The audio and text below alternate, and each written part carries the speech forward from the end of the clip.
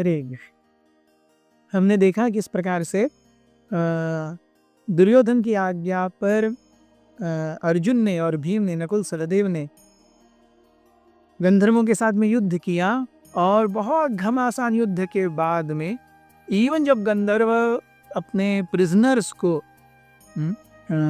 दुर्योधन को, दुशासन को, शकुनी को लेके जा रहे थे जबरी, तब पांडवों के एरोज, उनके बाणों के द्वारा उनको रोका गया। Finally when Chitrasen come to meet Arjuna, Arjuna said please free my brother Duryodhan.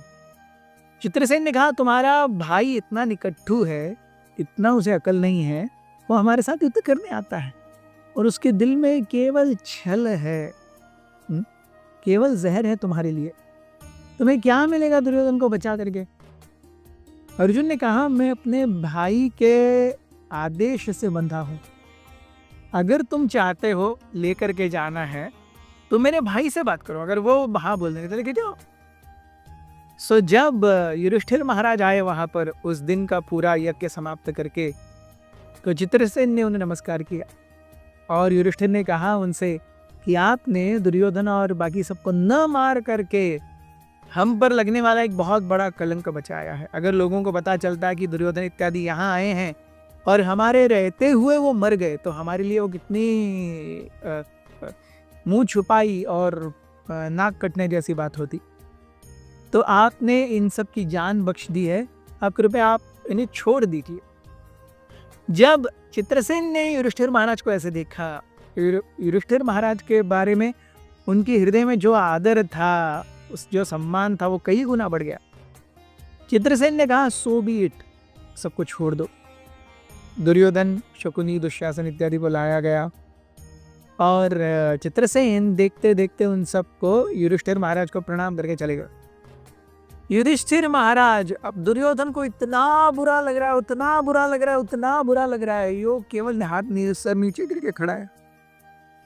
और असली आग और नमक तब लगा जब युधिष्ठिर महाराज ने कहा हे बच्चे, अब आप बड़े हो गए हो, इस प्रकार से वार्तालाप नहीं करते।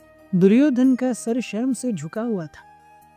वो जो अचीव करने के लिए द्वैतवन के तालाब पर आया था, ठीक उसके ऑपोजिट हुआ था। उसे पांडवों को नीचा दिखाना था, उसे अपनी गुरुमी से पांडवों के सामने घूमना था। लेकिन यहाँ परिस्थिति ऐसी हो गई थी कि पांडवों के कारण आज वो जीवित था। इससे ज्यादा अपशकुन उसके तरीके से और इससे ज्यादा लज्जास्पद बात क्या होनी चाहिए। दुर्योधन पूरी तरह से भूमि में गड़े जा रहा था, उसको इतना बुरा लग रहा था, इतना बुरा लग रहा था। एनीवेज उनके पूरे कौरवों की पार्टी, द्वैतवन के जो तालाब के किनारे उन्होंने सुंदर शामियाने बनाए थे, वो सब उनकी सेना ने हटाए और लगभग 10-15 मील चलने तक शाम हो गई। शाम को फिर से सभी कौरवों भाइयों के लिए, शकुनी के लिए, कर्ण के लिए शामियाने रखे गए अच्छे। और कर्ण एक बहुत सुंदर, कर्ण नहीं, दुर्योधन एक बहुत सुंदर बिस्तर पर जाकर के लेट गए। लेकिन वो करवट बदल रहा था। वो पूरे दिन भर के जो पूरा वृत्तांत हुआ था उसके बारे में सोच रहा था। वो एक ऐसे चंद्र के समान लग रहा था जिसको ग्रहण लग गया हो। दुर्योधन बिल्कुल भी किसी भी तरीके से ये एक्सेप्ट करने के लिए तैयार नहीं था कि जो हुआ है उससे ज्यादा बदतर कुछ और हो सकता है। जब दुर्योधन इस प्रकार से सोच रहा था, तभी वहां कर्ण आए। कर्ण क्योंकि युद्ध के बीच में ही भाग गए थे और उन्हें पता नहीं था क्या हुआ है। कर्ण का शरीर पूरा अलग अलग घावों से भरा हुआ था। गंधर्वों के साथ के युद्ध में वो कर्ण बीच में ही युद्ध भूमि छोड़ करके भाग गए थे। सो कर्ण जब आए और दुर्योधन को देखा, तो दुर्योधन को देख करके कर्ण कहते अरे वाह भ्राता, तुमने आज वो कर दिखाया जो शायद ही कोई कर पाए। मैं भाग गया गंधर्वों से डर के, लेकिन तुमने गंधर्वों पर विजय प्राप्त कर ली है। उपदेवताओं के ऊपर विजय प्राप्त करना कितनी बड़ी बात है। मैं तुम्हें आज हृदय से अभिवादन करता हूं। ये शब्द कर्ण के बहुत ही घने वज्र से भी ज्यादा घने चुभे दुर्योधन को।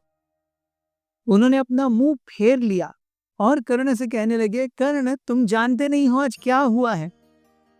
आज मेरी जिंदगी का आखिरी दिन है। कर्ण कहने लगे, क्या हुआ है? मैं तुम्हें दोष नहीं देता क्योंकि तुम वहां थी ही नहीं।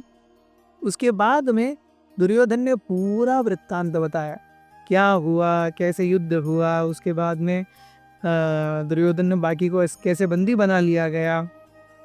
पांडवों के पास में कुरु सैनिक गए और कुरु सैनिकों के कहने पर युधिष्ठिर महाराज ने भीम और अर्जुन को भेजा, नकुल सहदेव आए और उन सब ने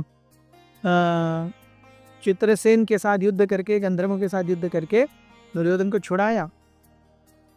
चित्रसेन कह रहे थे, क्यों इसे छुड़ा रहे हो? युधिष्ठिर महाराज ने कहा, इसे छोड़ दो। ये सब दुर्योधन कर्ण को बता रहे हैं। और बाद में उन्होंने कहा, अरे बच्चे ऐसा नहीं करते, अब आप बड़े हो गए हो, अब तमीज से बातें करना और व्यवहार करना सीखो। This was like everything. जब कर्ण ने ये सुना, कर्ण भी बहुत चक्के रह गए। मतलब अगर आज दुर्योधन जिंदा है तो वो भीम और अर्जुन के कारण है। और दुर्योधन कहने लगे, देखो एक व्यक्ति का कर्तव्य है कि वो अपने दोस्तों के लिए उनके जीवन में मान बढ़ाए और शत्रुओं के लिए उनके हृदय में कंपन पैदा करे। लेकिन आज मैंने उल्टा किया है। मैंने आज शत्रुओं के सामने मैं हास्यास्पद व्यक्ति बन करके बन गया हूँ और मेरे मित्रों के लिए मैं एक शर्मनाक गुनाहगार हूँ। मैं ऐसे नहीं जीना चाहता। आप सब जाइए, मैं यहीं पर रहूंगा। I will fast until death. Karna बिल्कुल भी ये सुनने के लिए तैयार नहीं थे। कर्ण और दुशासन दोनों दुर्योधन को मनाने का प्रयास करने लगे। क्या हुआ ये हम देखेंगे कल। रहिए हमारे साथ। हरे हरे। अथ श्री महाभारत कथा।